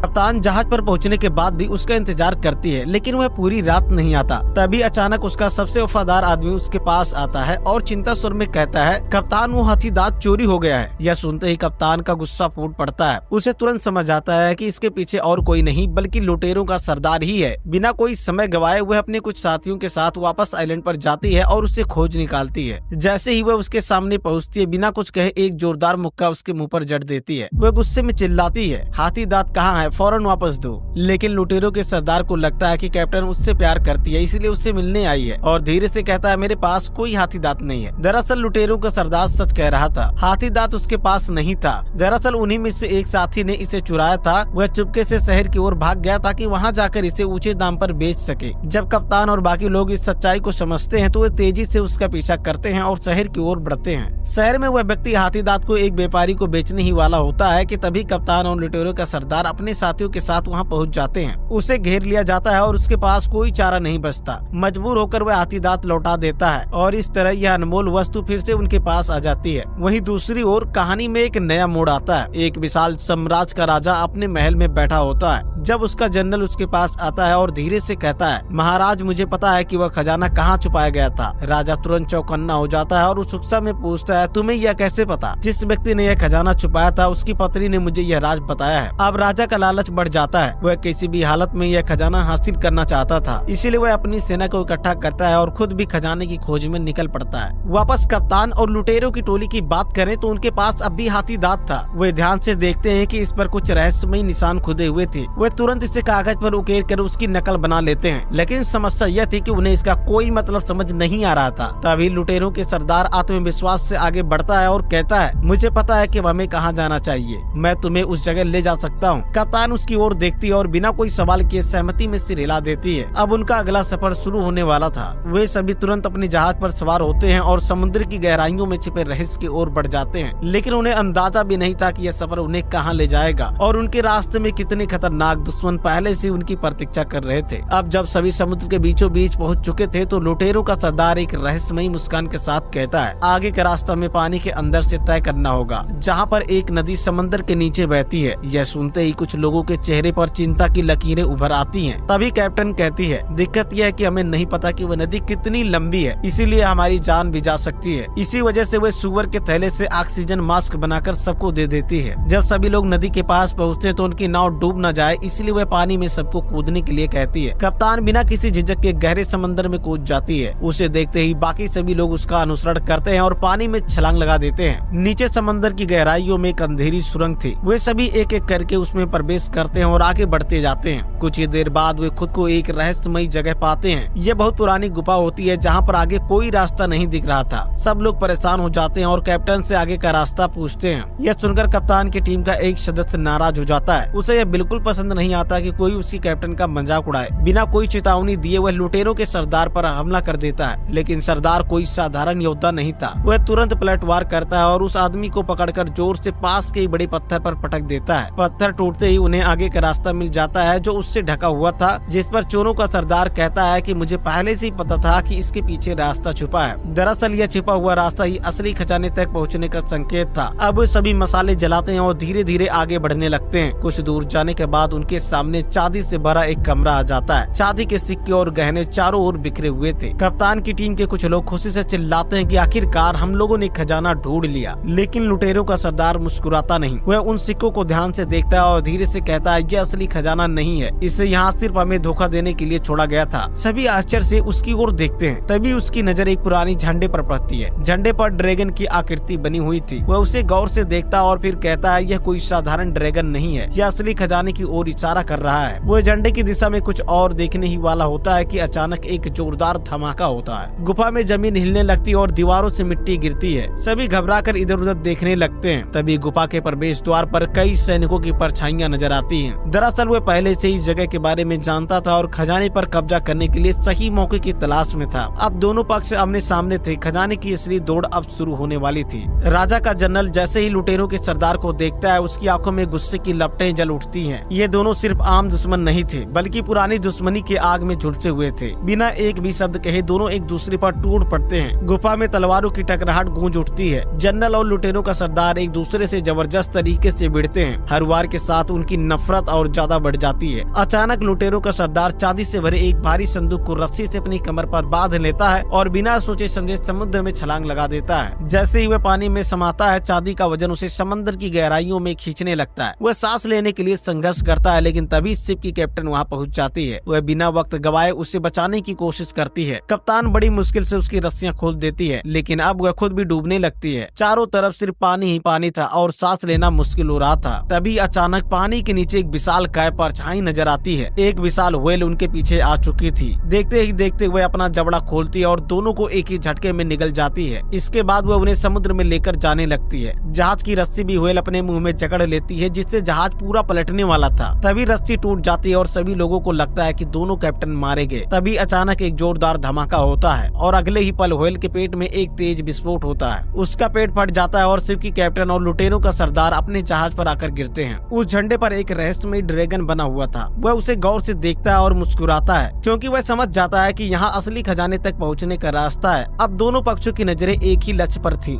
शिप पर कैप्टन और लुटेरों का सरदार परेशान थे, क्योंकि अब उनके पास खजाने का नक्शा नहीं था। वे समझ नहीं पा रहे थे कि आगे का रास्ता क्या है। तभी उनका एक बंदी, जो पहले हाथी दांत चोरी कर चुका था, धीरे धीरे मुस्कुराता है। तुम लोग जिस ड्रैगन की बात कर रहे हो, मुझे पता है कि वह रास्ता कहाँ है। कप्तान और सरदार उसकी तरफ देखते हैं। वह आगे बोलता है कि वह जगह बहुत खतरनाक है। वहाँ हर वक्त बिजली चमकती रहती है और जिंदा लौटना नामुमकिन है। जिसे सुनकर एक गहरी खामोशी छा जाती है। अब सवाल ये था कि क्या वे इस खतरनाक रास्ते पर जाने के लिए तैयार थे। यह शख्स बचपन से ही समंदर का बासिंदा है, एक ऐसा समुद्री लुटेरा जिसने लगभग हर महासागर और टापू को अपनी आंखों से देखा है। इसी वजह से उसे उन जगहों के रास्ते का भी अच्छा खासा ज्ञान है। जब जहाज का दल उससे खजाने के ठिकाने का रास्ता पूछता है, तो वह बिना किसी जल्दबाजी के एक शर्त रख देता है। वह कहता है, मैं तुम्हें रास्ता तभी दिखाऊंगा अगर तुम मुझे इस जहाज का नया कैप्टन बना दोगे। यह सुनकर मौजूदा कैप्टन का गुस्से से खून खौल उठता है, लेकिन हालात ऐसे होते हैं कि उसे यह शर्त माननी ही पड़ती है। अब यह नया कैप्टन बन चुका है और जहाज के पूरे दल को आदेश देता है कि किस दिशा में आगे बढ़ना है। वहीं पुरानी कैप्टन को अपमानित करते हुए रसोई में भेज दिया जाता है और उसे खाना बनाने की जिम्मेदारी दे दी जाती है। लेकिन जैसे ही वह खाना बनाती है, सबके चेहरे उतर जाते हैं। खाना इतना खराब होता है कि कोई उसे छूने तक को भी तैयार नहीं होता। हालांकि जहाज के लुटेरों का सरदार उसके खाने की जमकर तारीफ करता है। असल में वह इस लड़की को दिल दे बैठा था, लेकिन यह बात किसी को नहीं पता। कई दिनों के सफर के बाद जहाज आखिरकार उस रहस्यमयी जगह पर पहुंचता है जहां खजाना छिपा हुआ है। लेकिन यहाँ का माहौल कुछ अजीब होता है। आसमान में घनघोर काले बादल छाए होते हैं और हर कुछ मिनटों में बिजली कड़क रही होती है। अचानक एक तेज बिजली जहाज के डेक पर गिरती है, जिससे पूरा दल दहशत में आ जाता है। लेकिन वे हार मानने वालों में से नहीं होते। तूफान के बावजूद जहाज आगे बढ़ता रहता है। इसी बीच उनके पीछे पीछे जनरल भी अपने जहाज के साथ पहुंच चुका है। उसे पहले से अंदाजा था कि इस जगह पर लगातार बिजलियां गिरेंगी, इसीलिए उसने अपने जहाज के चारों ओर कई बड़े पतंगे बांध रखी होती हैं, ताकि बिजली उन्हीं पर गिरे और उसका जहाज सुरक्षित रहे।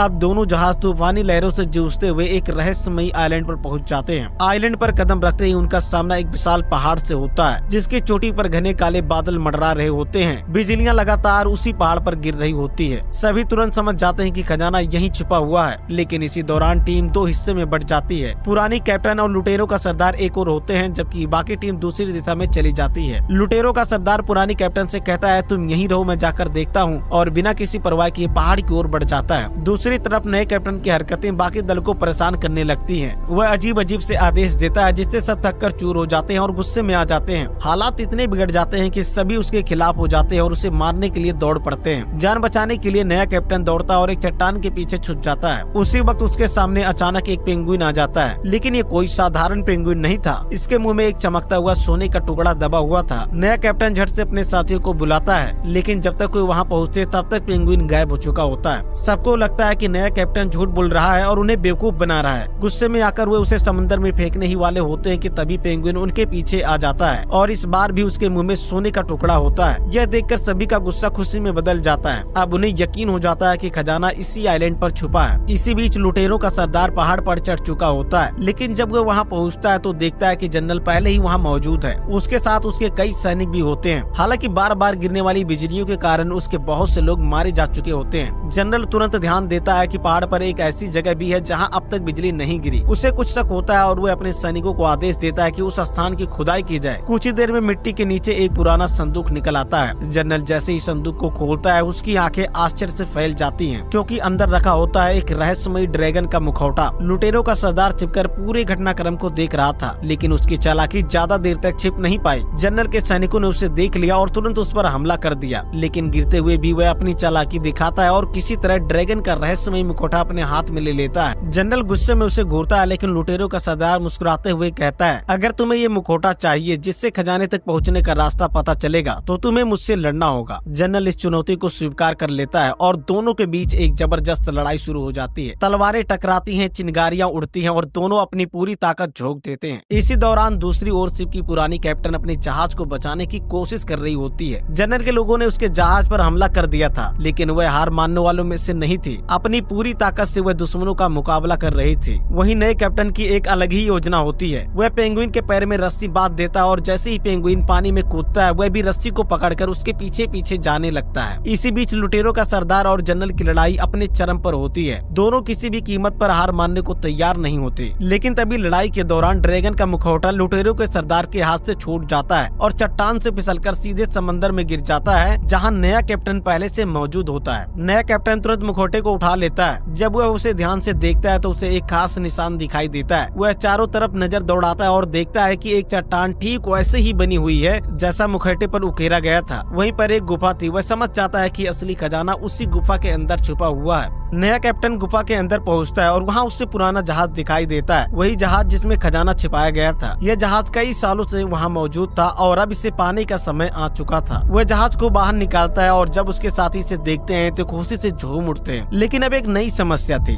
उनका पुराना जहाज बुरी तरह से तबाह हो चुका था। अब उनके पास सिर्फ एक ही रास्ता था, खजाने से भरे नए जहाज को अपना बनाना। तभी समुद्र के नीचे एक हलचल होती है और हम देखते हैं कि बहुत ही भयानक तरीके से समुद्र के नीचे से एक लावा उभरने लगता है, जिसमें एक बेहद खतरनाक भौर बनता है। उनका जहाज उसमें समाने वाला था, लेकिन कैप्टन बहुत ही बहादुरी से सबको बचा लेती है। ऊपर पहाड़ पर लड़ाई अब अपने अंतिम मोड़ पर थी। लुटेरों का सरदार और जनरल एक दूसरे की जान लेने को उतारू थे, लेकिन तभी लुटेरों का सरदार अपनी तलवार को हवा में उछाल देता है। उसी वक्त बिजली कड़कती है और तलवार पर गिरती है। बिजली की ताकत से तलवार जल उठती है और तेजी से जनरल की ओर बढ़ती है। इससे पहले कि जनरल कुछ समझ पाता, तलवार सीधे उसके आर पार हो जाती है। जनरल की कहानी यहीं खत्म हो जाती है। उसके बाद लुटेरों का सरदार, पुरानी कैप्टन और बाकी सभी साथी इस नए जहाज पर चढ़ जाते हैं। अब वे केवल समुद्री लुटेरे नहीं रहे, अब वे सबसे अमीर लुटेरे बन चुके थे। आखिरी सीन में लुटेरों का सरदार और शिप की पुरानी कैप्टन एक दूसरे की तरफ देखते हैं। दोनों की निगाहों में कुछ अलग ही कहानी चल रही थी। ये वही दो लोग थे जो पहले एक दूसरे को चुनौती दे रहे थे, लेकिन अब वे एक दूसरे को पसंद करने लगे थे। वे दोनों मुस्कुराते हैं और उनका दोस्तों, कहानी की शुरुआत होती है एक खौफनाक और अंधेरी गुफा में छुपी ड्रेसा नाम की लड़की को दिखाते हुए,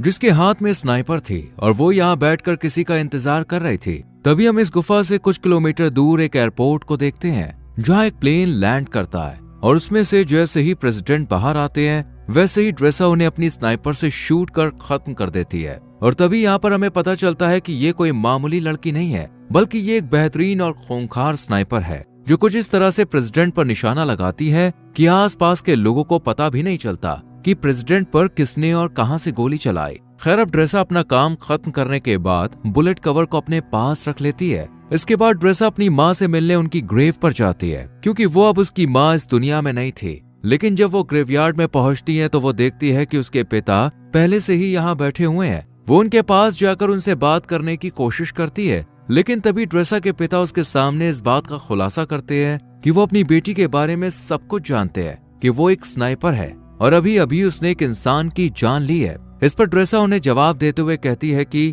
कभी कभी तो मुझे नींद भी नहीं आती है। और इतना कहकर वो अपनी जेब से बुलेट का कवर निकालती है और इसे अपने पिता के हाथ में सौंप देती है। वो इस कवर को भी बाकी के इकट्ठा हुए कवर के साथ रख देते हैं। और यहाँ पर हमें पता चलता है कि ड्रेसा ने पहले भी बहुत सारे लोगों को मौत के घाट उतारा है। अब ड्रेसा के पिता उसे अपने कैंसर के बारे में बताते हैं और कहते हैं कि मेरे पास बहुत कम समय बचा है और मैं केवल कुछ ही दिनों का मेहमान हूँ, लेकिन आने वाले दिनों में अगर मैं नहीं मरा तो इस वैलेंटाइन डे के दिन मैं खुद अपनी जान ले लूंगा। ये सुनते ही ड्रेसा के पैरों तले जमीन खिसक जाती है और वो अपने पिता को ऐसा करने से मना करती है। लेकिन वो अब भी ड्रेसा से यही कहते हैं कि यह हम दोनों की आखिरी मुलाकात है और शायद अब हम ना मिलें। वहीं दूसरी तरफ हम लिवाई नाम के एक आदमी को देखते हैं जिसे उसके बुरे सपनों ने परेशान कर रखा है। इसलिए लिवाई समुद्र के किनारे बैठकर अक्सर पोयम लिखता है और आज भी वो यहीं बैठा हुआ होता है। तभी लिवाई के पास अचानक एक मैसेज आता है जिसमें उसे एक एड्रेस पर आने के लिए कहा जाता है। लिवाई मैसेज पढ़ते ही तुरंत अपनी गाड़ी यहाँ से लेकर निकल जाता है और उस एड्रेस पर पहुंच जाता है। वो जैसे ही घर के अंदर एंटर करता है तो यहाँ उसकी मुलाकात एक लेडी से होती है जिसका नाम होता है बार्थोलोम्यू। और इन दोनों की बातों से हमें पता चलता है कि लिवाई पहले मिलिट्री में एक स्नाइपर हुआ करता था, लेकिन अब उसने इस काम से रिटायरमेंट ले ली है और अपना ज्यादातर समय घर पर ही बिताता है। यहाँ बार्थो लिवाई से बात करती है और उसे एक नया मिशन सौंपते हुए कहती है कि मैं तुम्हें किसी दूसरी जगह भेजना चाहती हूँ क्योंकि तुम एक बहुत अच्छे स्नाइपर हो, इसलिए ये काम सिर्फ तुम ही कर सकते हो। साथ ही वो लिवाई से ये भी पूछती है कि क्या तुम्हारी फैमिली में कोई ऐसा है जो तुम्हारे जाने के बाद तुम्हें मिस करे, क्योंकि हो सकता है कि तुम वहां जाने के बाद उन्हें कभी ना मिल पाओ। ये सुनकर लिवाई थोड़ा सोच में पड़ जाता है और बार्थो से कहता है कि मेरी फैमिली में ऐसा कोई नहीं है और मैं अकेला रहता हूँ। इसके बाद बार्थो से मिशन की सारी जानकारी बाद में देने का कहती है। इसके बाद लिवाई को बेहोश कर दिया जाता है और जब उसकी आंख खुलती है तो वो अपने आप को एक प्लेन में पाता है, लेकिन लिवाई को अब तक ये नहीं पता था कि उसे मिशन के लिए कौन से देश ले जाया जा रहा है। इसलिए वो प्लेन में मौजूद स्टाफ से जब ये बात पूछने की कोशिश करता है तब सभी उसकी बात को इग्नोर कर देते हैं, पर एक पायलट आकर लिवाई को बताती है कि तुम्हारी डेस्टिनेशन आ चुकी है और अब वो उसे यही लैंड कराने वाले हैं। साथ ही वो लिवाई से ये भी कहती है कि तुम्हें अपनी मंजिल तक पहुंचने के लिए यहाँ से कम 32 किलोमीटर पैदल चलकर जाना होगा, तभी तुम उस जगह पर पहुंच पाओगे जहाँ से तुम्हें इस मिशन को अंजाम देना है। इतना कहने के बाद वो लिवाई को एक पैराशूट देती है जिसे पहनकर वो प्लेन से नीचे बर्फ पर कूद जाता है और फिर धीरे धीरे आगे बढ़ने लगता है। लिवाई को पैदल चलते चलते अब 2 दिन बीत जाते हैं और 2 दिन बाद आखिरकार वो अपनी मंजिल तक पहुंच ही जाता है, जहाँ सबसे पहले उसकी मुलाकात जीडी नाम के एक आदमी से होती है जो उसे एक वॉच टावर की तरफ ले जाता है और उसे बताता है कि अगले 1 साल तक तुम यहीं पर काम करोगे। मैंने भी यहाँ पर 1 साल तक काम किया है, लेकिन अब मेरा टाइम पूरा हो चुका है, इसलिए अब तुम्हें ये काम सौंपा गया है। हालांकि लिवाई को अब भी समझ नहीं आ रहा था कि आखिर उसे क्या काम करना है। यही सवाल जब वो जेडी से पूछता है तब वो उसे बताता है कि यहाँ एक बहुत ही गहरी खाई है जिसे जॉर्ज नाम दिया गया है। बस लिवाई को इसी की पहरेदारी करनी है और कुछ भी नहीं करना है। इसके बाद वो लिवाई को यहाँ के रूल्स बताते हुए कहता है कि वो महीने में सिर्फ 1 बार ही इन लोगों से कांटेक्ट कर सकता है और उसके टावर का नाम वेस्ट टावर है, जबकि दूसरी तरफ एक ईस्टर्न टावर भी मौजूद है। लेकिन वहाँ के लोगों से लिवाई को किसी भी तरह की कोई बातचीत नहीं करनी है क्योंकि उसका काम सिर्फ अपने मिशन पर ध्यान देना है और ईस्टर्न टावर वाले भी केवल अपने मिशन पर ही फोकस रखते हैं। साथ ही वो लिवाई को ये भी बताता है कि वो 1 साल तक किसी से भी कांटेक्ट नहीं कर सकता है और यहाँ एक ऑटोमेटिक गन भी है जिसे हर रोज लिवाई को रीलोड करना होगा अगर उनमें गोलियां नहीं है तो। इसके अलावा नीचे बहुत सारी माइंस भी हैं, अगर उनमें किसी तरह का कोई विस्फोट होता है तो लिवाई को उन्हें भी देखना होगा। हालांकि लिवाई को अब तक समझ नहीं आ रहा था कि आखिर उसका मिशन है क्या, इसलिए वो जेडी से पूछता है कि क्या मेरा काम यहाँ पर आने वाले लोगों को जॉर्ज के करीब जाने से रोकना है। इस पर जेडी कहता है नहीं, जो चीज जॉर्ज के अंदर है उसे ऊपर आने से रोकना है। फिर वो एक छोटा सा बम उठाता है और उसे खाई यानी जॉर्ज के अंदर फेंक देता है। जैसे ही धमाका होता है अचानक खाई से एक बहुत ही डरावनी और अजीब सी आवाज सुनाई देती है जो किसी मॉन्स्टर की तरह लग रही थी और यहाँ पर हमें इस खाई की असलियत का पता चलता है कि इसके अंदर कोई छोटी मोटी या मामूली चीज नहीं है बल्कि कुछ बेहद ही खौफनाक छुपा हुआ है। इसके बाद जेडी लिवाई से कहता है कि जो चीजें जॉर्ज के अंदर छुपी हुई हैं उन्हें हेलोइन कहा जाता है और तुम्हें उन्हें ऊपर आने से किसी भी हाल में रोकना होगा। ऐसा कहा जाता है कि साल 1940 में सेना की 3 बटालियन इन्हीं हेलोइन को रोकने के लिए नीचे गई थी, लेकिन वो भी कभी वापस नहीं आई। साथ ही वो लिवाई को एक स्ट्रे डॉग अलार्म के बारे में बताता है। जिस दिन वो अलार्म बजना शुरू हो जाए उस दिन तुम बिना कुछ सोचे समझे बस यहाँ से अपनी जान बचाकर भाग जाना। हालांकि मुझे भी नहीं पता कि ऐसा क्यों बोला गया है, लेकिन मुझे जो पता है बस वो मैं तुम्हें बता रहा हूँ। इतने में इन दोनों की नजर सामने वाले टावर पर पड़ती है जहां अब किसी नए अफसर को अपॉइंट किया गया था क्योंकि पुराने अफसर को 1 साल पूरा हो चुका था। अब जेडी लिवाई को खाने पीने के बारे में बताते हुए कहता है कि उसका 1 साल के खाने का इंतजाम यहाँ कर दिया गया है, बाकी अगर वो चाहे तो शिकार भी कर सकता है। वहीं जेडी लिवाई के सामने इस बात का भी खुलासा करता है कि ये जगह 75 सालों से सीक्रेट रही है और किसी को भी इसके बारे में कुछ नहीं पता है और हमें भी आने वाले टाइम में इस जगह को सीक्रेट ही रखना है। इतना कहने के बाद जेडी यहाँ से निकलकर बाहर आ जाता है और सिग्नल देने के लिए जैसे ही स्मोक करता है तब एक हेलीकॉप्टर उसे लेने के लिए आ जाता है और जेडी इसमें चढ़ जाता है। लेकिन हेलीकॉप्टर में मौजूद अफसर पहले उससे उसकी आइडेंटिटी पूछता है और फिर उसे शूट कर मार देता है। जिससे हमें पता चलता है कि ये जगह इतनी सीक्रेट है कि यहाँ से किसी को भी बाहर जाने नहीं दिया जाता है। इधर हम लिवाई को देखते हैं जो बिल्कुल वैसा ही करता है जैसा उसे बताया गया था। वो ऑटोमेटिक गन के अंदर गोलियां डालता है और आसपास का जायजा लेने लग जाता है। जब पूरा 1 महीना गुजर जाता है तब वो यहाँ से किसी को कांटेक्ट करने की कोशिश करता है और उन्हें बताता है कि मेरा किसी भी दुश्मन से कोई आमना सामना नहीं हुआ है। इतना कहकर वो कॉल कट कर देता है क्योंकि उसे बस इतनी ही बातें करने की इजाजत दी गई थी और ये मैसेज उसे हर महीने में केवल 1 बार ही भेजना है। इसके बाद वो अलमारी में रखी किताबें पढ़ने लगता है कि तभी उसकी नजर दीवार पर लिखे हुए कुछ मैसेज पर पड़ती है जो यहाँ रहने वाले इंसानों ने अपने अपने एक्सपीरियंस के हिसाब से लिखे थे। इन्हें पढ़ने के बाद लिवाई बाहर आ जाता है और एक टेलीस्कोप की मदद से दूसरे टावर को देखने की कोशिश करता है जहाँ उसे एक लड़की बैठी हुई दिखाई देती है जो कि कोई और नहीं बल्कि ड्रेसा ही थी। ड्रेसा की खूबसूरती देखकर लिवाई उसे देखता ही रह जाता है लेकिन बात करने की कोशिश नहीं करता क्योंकि उसे दूसरे वॉच टावर से कांटेक्ट करने के लिए मना किया गया था। इसी तरह लिवाई को यहाँ 2 से 3 महीने बीत जाते हैं और अब ड्रेसा भी उसके बारे में जान चुकी थी। इसलिए एक दिन जब उसका बर्थडे होता है तब वो लिवाई से बात करने का फैसला करती है और एक पेपर पर लिखकर लिवाई से उसका नाम पूछती है। ये देखने के बाद वो भी एक बोर्ड उठाता है और उसके जरिए ड्रेसा को बातचीत करने से मना करता है लेकिन ड्रेसा फिर भी उसे अपना नाम बता देती है, जिसके बाद लिवाई भी ज्यादा ना सोचते हुए अपना नाम लिख देता है और इस तरह दोनों में दोस्ती हो जाती है। एक दिन जब लिवाई को पता चलता है कि ड्रेसा एक स्नाइपर है तो वो उसका टेस्ट लेने के लिए उसके सामान पर निशाना लगाता है, जिसके बाद ड्रेसा भी अपने आप को प्रूव करने के लिए स्नाइपर उठाती है और उसके वॉच टावर पर निशाना लगाती है। लेकिन तभी उसकी नजर कुछ मॉन्स्टर पर पड़ती है जो कि खाई में से बाहर आ रहे थे। वो जल्दी से लिवाई को इशारा करके ये बात बताने की कोशिश करती है, जिसके बाद वो उन मॉन्स्टर पर ताबड़तोड़ फायरिंग शुरू कर देता है लेकिन उनकी तादाद बहुत ज्यादा थी, इसलिए ड्रेसा भी लिवाई की मदद करती है और अपने वॉच टावर से ही उन मॉन्स्टर का खात्मा कर देती है। पर इसी दौरान एक मॉन्स्टर उसके पास पहुंच जाता है जो देखने में आधा इंसान और आधा जानवर जैसा था। ड्रेसा जब उसे देखती है तो वो अपनी जान बचाने के लिए उस पर गोली चलाने की कोशिश करती है लेकिन कोई फायदा नहीं होता और वो मॉन्स्टर लगातार ड्रेसा की तरफ बढ़ता रहता है। लेकिन सही वक्त पर लिवाई उसे शूट कर उसकी जान ले लेता है और ड्रेसा को बचा लेता है। इसके बाद अगले दिन लिवाई माइंस के अंदर जाता है जहां अचानक खाई में से एक छोटा सा ड्रोन निकलता है और उड़कर यहाँ से चला जाता है। लेकिन उसके जाने से पहले लिवाई और ड्रेसा दोनों इसे देख लेते हैं लेकिन इन्हें पता नहीं होता कि आखिर ये है क्या। इस तरह इन दोनों को यहाँ कुछ महीने और बीत जाते हैं और अब दिसंबर का महीना शुरू हो चुका था जहाँ एक दिन अब लिवाई ड्रेसा से मिलने का फैसला करता है और वो अपने आरपीजी में जहाँ मिसाइल डाली जाती है उस जगह पर एक रस्सी को बांध देता है। उसे ऐसा करते हुए ड्रेसा भी देख लेती है लेकिन उसे भी समझ नहीं आता कि आखिर लिवाई करना क्या चाहता है। इतने में लिवाई इस मिसाइल को दूसरी तरफ छोड़ देता है जो कि एक रस्सी के सहारे बंधी हुई थी और ये रस्सी ड्रेसा के पास पहुंच जाती है, जिसके बाद वो इसे एक पेड़ से बांध देती है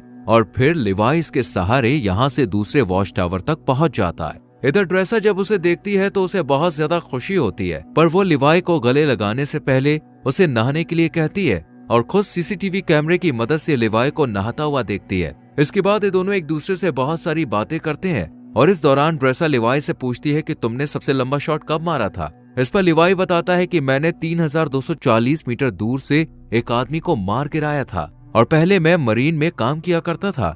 इसके बाद वो ड्रेसा से पूछता है कि आखिर इस जगह में ऐसा क्या है जो इसे इतना सीक्रेट रखा गया है। तब ड्रेसा उसे ज्यादा ना सोचने और अपने काम से काम रखने के लिए कहती है। साथ ही उसे अपने पिता के बारे में भी बताती है जो शायद अब तक मर चुके होंगे।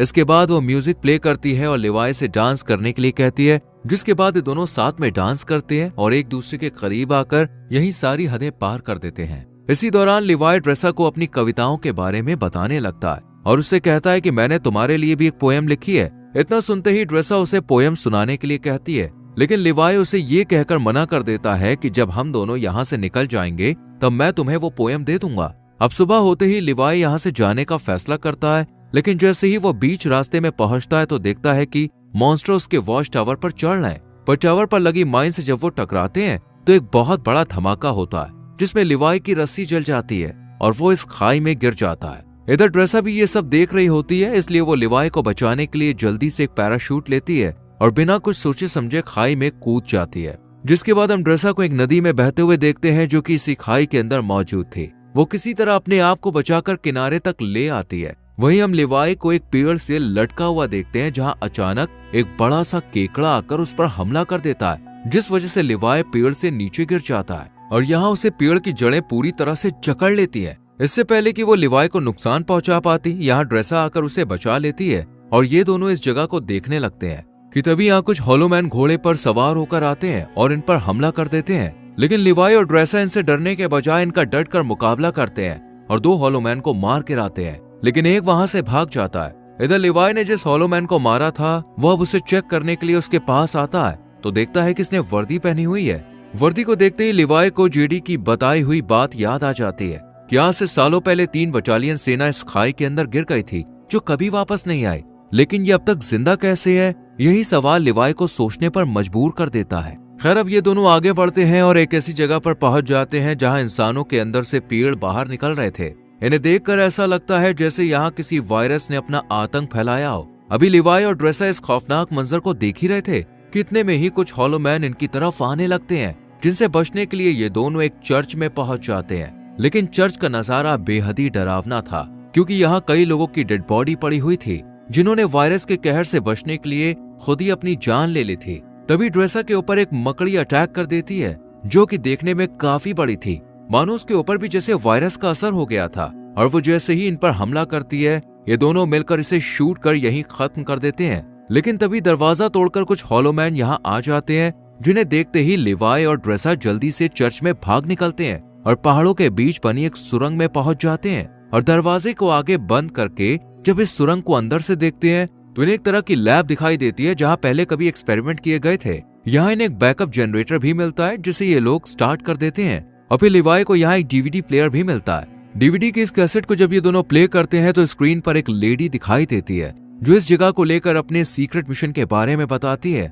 साथ ही वो आगे ये भी कहती है कि हम यहाँ एक केमिकल मिसाइल बना रहे थे जिसमें बहुत सारे लोग मिलकर काम कर रहे थे, लेकिन एक दिन जब इस जगह पर भूकंप आया तो भूकंप की वजह से जो मिसाइल हमने तैयार की थी वो लीक होनी शुरू हो गई और इस तरह ये केमिकल आसपास फैल गया, जिसकी वजह से कई लोग इन्फेक्टेड हो गए और मैं भी इन्फेक्टेड हूँ। हालांकि उन्होंने ये बात मिलिट्री को भी बताई थी और कहा था कि इस जगह के ऊपर बमबारी करके इसे डिस्ट्रॉय कर दिया जाए ताकि ये केमिकल बाहर कहीं ना फैल सके, लेकिन मिलिट्री ने इनकी बात पर गौर नहीं किया। इस लेडी की बातें सुनने के बाद अब लिवाई और ड्रेसा को सब कुछ समझ में आ जाता है, इसलिए ये सुरंग को और करीब से जानने की कोशिश करते हैं और तब इन्हें यहाँ एक नए जमाने का कंप्यूटर मिलता है जो कि काफी अजीब बात थी। इसलिए ये इस कंप्यूटर को ऑन करने का फैसला करते हैं और इसमें मौजूद इन्फॉर्मेशन को देखकर एकदम हैरान रह जाते हैं, क्योंकि इसमें एक डार्क लैब नाम की कंपनी के बारे में पता चलता है जो कि पैरामिलिट्री बनाने का काम करती है। वो यहाँ से इन्फेक्टेड लोगों के सैंपल ले जाती है और उनसे अपने सोल्जर को सुपर सोल्जर बनाने का काम करती है, इसलिए कोई भी देश इस जगह को पूरी तरह से मिटाना नहीं चाहता है। साथ ही लिवाई को यह भी पता चलता है कि ये जो खाई है ये 4.2 किलोमीटर लंबी है। इसके बाद ये दोनों जैसे ही यहाँ से बाहर निकलते हैं अचानक एक हॉलो मैन इनके ऊपर हमला कर देता है और ड्रेसा को रस्सी से बांधकर खींचते हुए अपने साथ ले जाता है। हालांकि वो रस्सी को काटने की कोशिश करती है लेकिन कोई फायदा नहीं होता। इधर लिवाई भी उसे ढूंढने के लिए इधर उधर भटकता रहता है और एक ऐसी जगह पर पहुंचता है जहां एक बहुत बड़ी मिसाइल मौजूद थी। वही हम ड्रेसा को एक पेड़ से लटका हुआ देखते हैं और वो हॉलो मैन भी उसके सामने ही खड़ा होता है, जिससे ड्रेसा उसे खोलने के लिए कहती है। लेकिन वो जब उसकी बात नहीं सुनता तो वो खुद ही किसी तरह अपने हाथों को खोलकर उस पर अटैक कर देती है। काफी देर तक इन दोनों में लड़ाई जारी रहती है। इतने में ही यहाँ लिवाई भी आ जाता है और हॉलो मैन को शूट कर ड्रेसा को बचा लेता है। लेकिन जब वो वर्दी पर उसका नाम देखता है तब उसे पता चलता है कि वॉच टावर पर पहरेदारी देने वाला ये पहला इंसान था जो बाद में इन्फेक्टेड हो गया। इसलिए ये दोनों अब यहाँ से निकलने का फैसला करते हैं और यहाँ खड़ी एक कार के अंदर